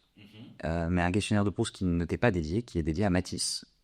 Oh. Donc j'ai demandé à ChatGPT de réfléchir comme Matisse et de retrouver des citations de lui, de manière à lui poser moi-même les questions du questionnaire de Proust. Je te propose de te poser les questions, d'essayer d'y répondre comme Matisse, et je te donnerai la citation donnée par ChatGPT en échange. Tu peux participer, mais tu n'as pas vu le documentaire. Votre idée qui est plus... Votre idée du bonheur en art. Ça, c'est assez intéressant parce que Matisse est un peintre qui a toujours accouché dans la douleur et qui a toujours eu beaucoup de mal. Mais il y a une quête de la sérénité et par extension du bonheur dans tout ce qu'il a fait. Il a essayé de, en créant, apaiser toute la tempête interne et quelque part vraiment à faire de son support un exutoire. Donc l'idée du bonheur en art, en fait, je pense que c'est la création elle-même et l'aboutissement de la création. Bien, la citation que j'ai tirée est d'une pertinence absolue par rapport à ce que tu viens de dire. Je rêve d'un art d'équilibre, de pureté et de sérénité. Tout à fait, mais c'est vrai, c'est assez... et quand on lit la biographie de Matisse et quand on lit ses correspondances, on sent que c'est quelqu'un qui a vraiment besoin de sortir certaines choses de lui de manière assez violente. Votre regard idéal sur le monde. Oula. Ou comment faudrait-il, selon vous, regarder le monde? Bah, il y a quelque chose qui est... comment dire? Disons que ce qui se traduit de la manière dont Matisse retranscrit le monde, c'est une absence totale de figuration au sens propre, au profit de sensations. Donc je dirais que il y a quelque chose d'extrêmement sensuel dans le regard qu'il faut poser sur le monde et plus s'interroger ce que le monde nous fait ressentir et sur la manière dont le monde vibre à nos yeux, plus que sur les choses telles qu'elles semblent être. Il faut regarder toute la vie avec des yeux d'enfant. Bon, alors on va essayer d'exclure le terme de sensualité que tu as dit, parce que sinon ça nous fait revenir sur des programmes. Au sens camusien du terme. Oui, et pas topésien, ouais. La vérité en peinture. Mais on revient à ça. C'est dans l'absence de figuration pose la question de la vérité. C'est le paradoxe de la couleur. Nous trois voyons face à nous une table de bois marron. Voyons-nous le même marron et appelons-nous appelons-nous marron la même chose, ça, nul n'en est certain. Je pense que ce que Matisse fait, c'est justement un travail de vérité à travers la sensation et pas à travers la représentation. L'exactitude n'est pas la vérité. Ce que je cherche avant tout, c'est l'expression. Bon, c'est mieux dit que moi. Oui, non, mais l'idée est là, très légèrement, mais c'est d'une pertinence. Il y a eu toute une vie pour y penser. La plupart des choses sont extraites de notes d'un peintre. Très bien, oui, tout à fait. Bah, de toute façon, c'est effectivement l'écrit fondateur. C'est une compilation d'écrits d'ailleurs. Où réside l'expression d'un tableau? Je ne sais pas. Je ne sais pas, et je ne vois pas comment ne pas répondre une connerie à cette question, donc je vais laisser Matisse répondre. Alors la réponse de ChatGPT Matisse, c'est toute la composition de mon tableau est expressive, un beau pied de nez au final à la question. Oui, certainement. Votre rapport à la nature? Ah bah ça c'est intéressant parce que Matisse c'est un rapport à la nature assez compulsif, notamment dans sa passe-corse où je crois qu'il a fait 14 toiles d'Olivier et des natures mortes. Moi j'en vois un, ça me fatigue. 14 toiles. Non mais et donc il y a quelque chose notamment dans les lettres qu'il écrit, il y a beaucoup d'emphase sur la nature et la manière dont elle se révèle selon la lumière. Donc je pense que la nature est une source d'inspiration éminente pour Matisse, bien plus que ses contemporains d'ailleurs. Au point qu'il en dit, un artiste doit posséder la nature. Voilà. Votre outil à la fin de votre vie, votre outil de prédilection, on va dire. Oui, il faut imaginer que Matisse est mort. Il faut imaginer Sisyphe heureux et Matisse mort. Mais Matisse, c'est pas très difficile à imaginer mourant d'ailleurs, étant donné l'image d'Épinal de Matisse qu'on a, c'est quand même un vieux monsieur qui est en train de se peindre avec son gros bambou. Son gros bambou. Pardon. Bah, comment? Les quoi? Avant, avec son bambou depuis son lit, il dessine sur les murs. Donc oui, l'instrument au sens matériel, je dirais le bambou. Mais l'instrument de Matisse, notamment sur la fin, c'est la matière en tant que telle. C'est la manière dont il se réapproprie. Et d'ailleurs, les gouaches découpées, en fait, c'est ça. Ce n'est que découper à même la matière pour la remodeler par la suite. Dans ses derniers entretiens avance, il dit « Je dessine avec des ciseaux, je découpe directement dans la couleur. » Non, mais j'ai un peu bossé quand même. Mais non, mais vraiment, puis ça sort de, enfin, tu vois, on n'a pas les citations directement, mais ça sort de manière, je suis fasciné. Moi, là, je suis dans un état de fascination. Votre éthique de travail. Oh bah alors l'éthique de travail chez Matisse c'est un sujet. Hein. Les rapports avec certains de ses modèles sont encore assez ambigus, mais l'éthique de je sais pas, je m'aventurerai pas à dire que Matisse avait une éthique de travail particulière. Ce qui est certain, c'est que Matisse était un bosseur. C'était un peintre d'atelier qui s'attelait à la tâche, qui se levait tôt pour bosser, qui déjeunait frugalement, qui se remettait tôt au boulot. Et lorsqu'il sortait, c'était uniquement pour se confronter à quelque chose qui lui permettrait de mieux travailler par la suite. Et en même temps, je repense au morceau d'entretien avec Tony Casalong. J'ai toujours essayé de cacher mes efforts. Et tout à fait. Citation de 1908 encore. Oui, parce qu'en fait, il y a quelque chose chez Matisse de très apaisé dans le trait. Mais c'est tout le paradoxe du personnage d'ailleurs, c'est que lorsqu'on parle de Matisse et des choses qu'il traverse et de la douleur de la manière dont il accouche, on s'attend presque à voir du Basquiat, du tout complètement explosif et très incontrôlé presque, en tout cas d'apparence, alors que tout le trait est extrêmement précis, extrêmement cerné. Dans l'art de manière générale, c'est un peu ce qu'on se dit. Il faut que ça ait l'air très simple. Il faut que le travail soit hyper exigeant et ait l'air d'être facile. Enfin, moi, je sais que c'est à peu près une éthique sur laquelle il faut pas qu'on puisse voir les efforts. Et j'ai toujours essayé de cacher mes efforts. Je trouve que c'est... Oui, non, mais tout à fait. En fait, de toute façon, l'art sans effort est de toute façon, à mon avis, un non-sens. Il y a un effort, au moins dans le sens le plus basique du terme effort. Et par ailleurs, s'ajoute à ça l'effort de canalisation, en l'occurrence de Matisse, d'un certain nombre de névroses et d'un certain nombre de questionnements sur ce que c'est que de la peinture. Un exemple bête et méchant, combien de temps t'as passé pour réaliser le documentaire? De la première idée à la dernière, ouais. Alors c'est la dernière image.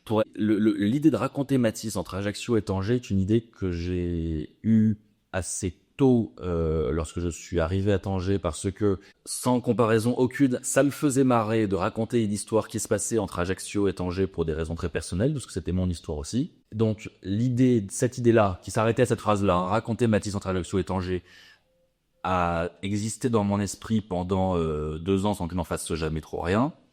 Il a fallu que je rencontre ma co-autrice Fatima Yachi, qu'un soir nous me disions ce serait chouette de raconter cette histoire, et que le lendemain m'appelle en disant par contre cette idée n'est pas qu'une idée en l'air, nous allons la faire pour de vrai. Et de ce jour-là, il a fallu 1 an du moment où nous sommes attablés pour commencer à écrire jusqu'à ce qu'aujourd'hui le produit soit terminé. À échelle, le Zeitgeist, c'est une cuite, puis 1 heure de travail. Par épisode. Non mais, l'important c'est l'impulsion. Après, parce que, en fait, Sophie Pierre Kéroux. Non mais c'est 1 an de travail, en fait ça veut tout et rien dire ça veut tout et rien dire. C'est 1 an de travail parce que c'est pas non plus 1 an de travail acharné, si on est tout à fait honnête. Si ma vie en avait dépendu à cet instant-là, certainement que ça m'aurait pris moins de temps de l'écrire.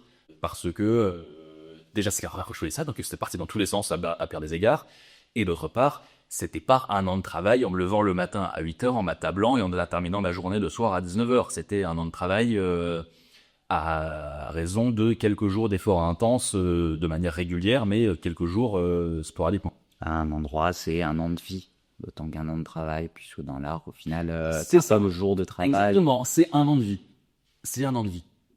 C'est 1 an de vie ponctué de moments de travail très importants. Parce que, encore une fois, je ne crois pas à la création spontanée par le fait d'écrire une bride de temps en temps, en tout cas pas d'écrire quelque chose de temps en temps. Je suis pas sûr que j'aurais abouti à un film comme ça, parce que il faut vivre dans sa matière à un moment pour la manipuler.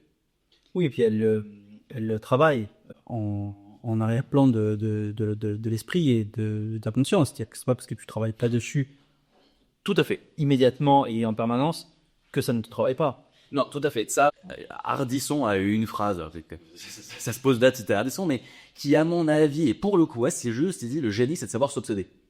Et que, effectivement, je pense que les moments où on commence à créer quelque chose qui est vraiment abouti, c'est quand on s'en est obsédé suffisamment pour que ça tourne en tâche de fond tout le long, donc à chaque jour, chaque minute et à chaque instant, mais que par la suite, cette tâche de fond soit projetée à l'issue d'un travail intensif, mais au moins par la contrainte, c'est-à-dire la contrainte géographique de s'attabler à une table avec un stylo à la main et une feuille de papier en face, parce que l'accumulation d'inspiration survenue peut durer une vie sans ne jamais rien. Bien sûr. Et enfin, la dernière question de ce questionnaire de Proust, l'effet que vous souhaitez avoir sur le spectateur, que vous souhaitez que votre œuvre ait sur le spectateur. Bah en fait, dans le cas de Matisse, je crois qu'on revient à cette espèce de paix et de bonheur.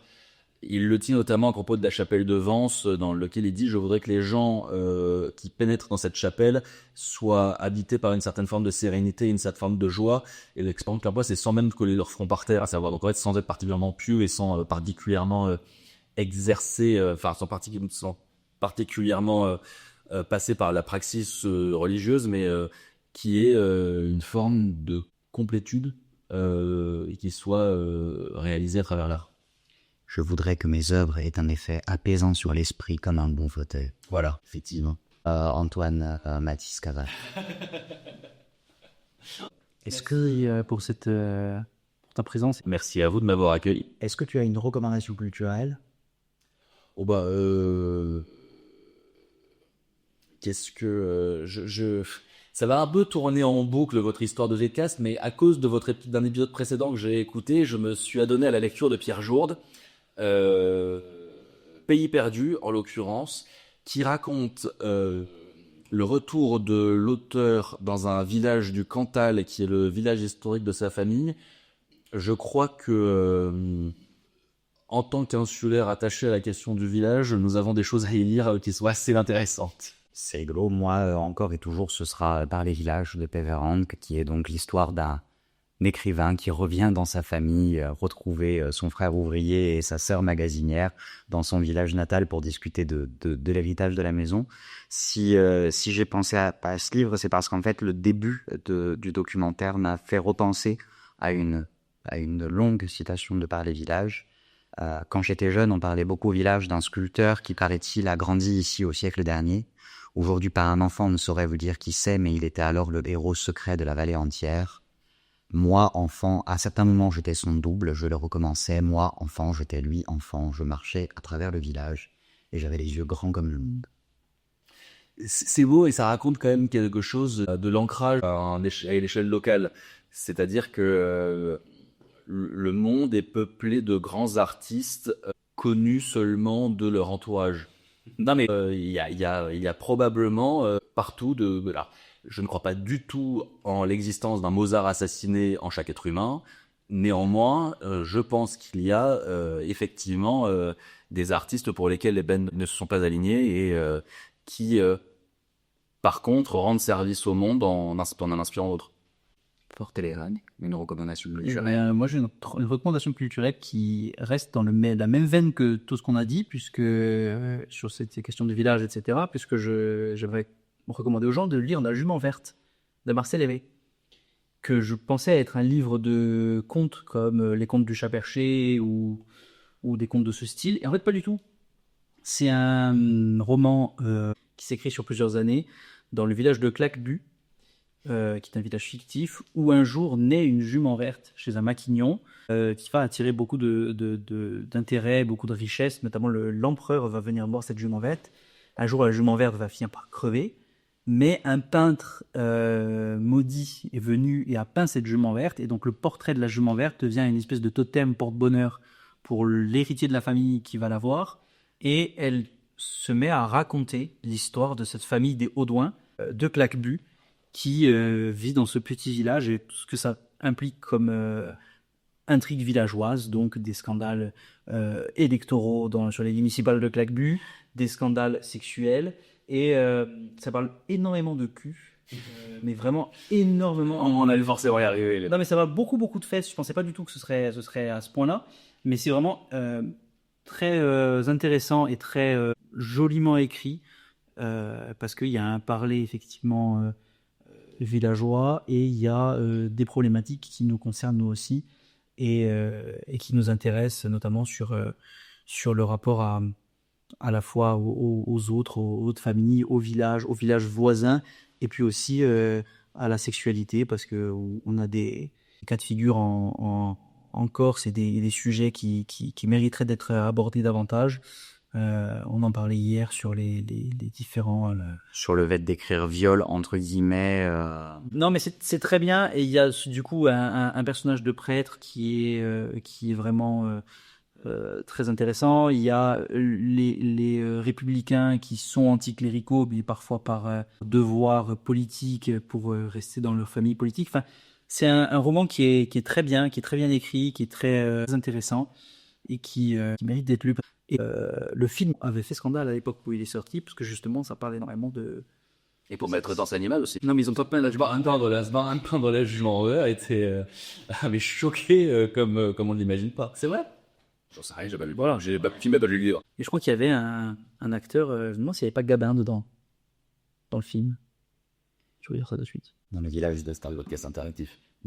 On doit meubler un peu pour le standard. Pour l'instant, on doit Dans le village de Holm, où j'ai été en résidence 3 jours cet été, on m'a raconté que des jeunes un jour avaient carrément été peindre les tomates d'un type qui avait de très belles tomates qui poussaient dans son jardin, en lui disant elles ont maturé pendant la nuit. Peindre jument en vert. Il y a quelque chose d'Italo Calvino là-dedans. Marco Valdo. J'ai fait un peu Marco Valdo d'aller peindre les tomates du voisin. C'est ça. C'est donc avec Bourvier. Voilà. Le film sorti en 59, et qui avait fait... le jument.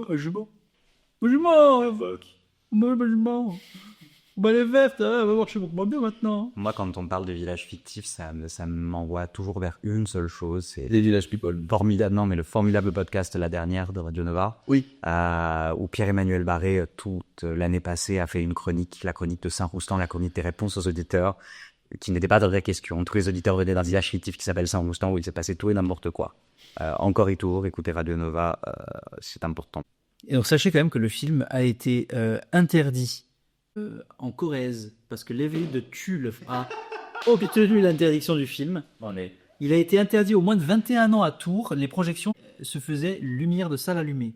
D'accord ? Pour éviter que les gens ne se l'évincent à l'onanisme, j'imagine.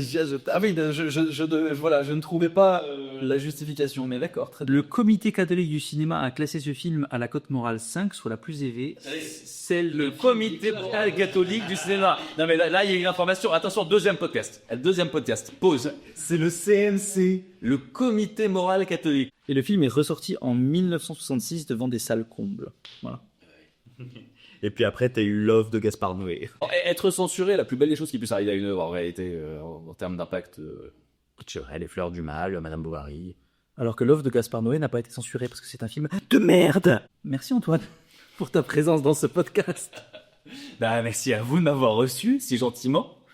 Merci beaucoup pour Téléol. Merci Paul Alexandre.